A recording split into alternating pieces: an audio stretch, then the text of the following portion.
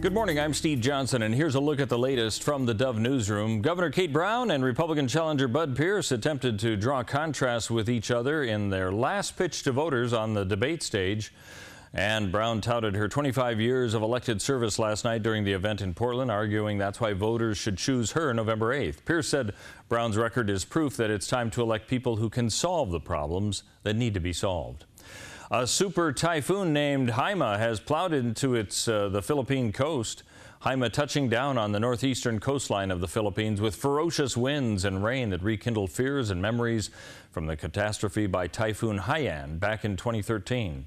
Violent winds over 100 miles an hour combined with torrential rain leveled shanty towns, destroyed public facilities, and caused significant power outages throughout the island. Red Cross efforts are underway with rescue mission shelters as well, providing food and water to those displaced. Early voting opened yesterday in North Carolina, along with long lines at some polling places. Some voters said that they were eager to put the ugliness of the 2016 elections in the rearview mirrors. More than 6 in 10 North Carolina voters are expected to cast ballots before Election Day, mostly through early voting. There are 444 early voting sites this election, which is a jump of 21%. Voter Mark Williams says he's not thrilled with his options this election. I'm just hoping that people cast their vote.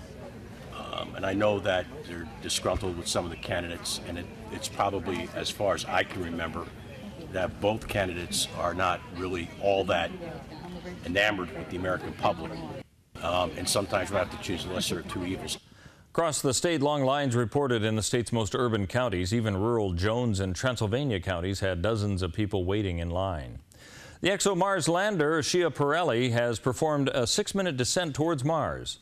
Scientists are studying the data after Schiaparelli entered the atmosphere of the red planet, traveling at about 13,000 miles per hour. After its descent, the module will deliver a science package that'll operate on the surface of Mars for 2 to 4 days. It's according to European Space Agency's David Parker.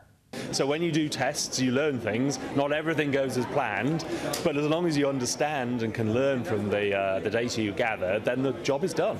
So the next steps are we learn to fly our orbiter around the planet, and we start to do some science with that. We have to slow it down into the operational orbit, but there's 2 years of science to come. The ExoMars 2016 mission, a joint project of the European Space Agency and Russia's Roscosmos. Despite a hard landing, scientists at the European Space Agency downplayed the possible likely loss of the Mars lander, saying they gathered the data they needed for future missions. Let's take a look at the weather scene as we head into the weekend. And for Northern California and Wairika, mostly sunny today with 65. Rain beginning to come in tomorrow and increasing on Monday, where we can expect a lot of rain before clearing on Tuesday, a low on Monday of 51. Moving into the Klamath Basin, mostly sunny and 61 today. Cloudy and a slight chance of rain for Saturday and Sunday. Rain coming back in on Monday and Tuesday, a high of only 49 on Monday. Along the Oregon coast, rain today, clearing a bit tomorrow, then back in on Sunday. Highs anywhere from the mid to lower 60s.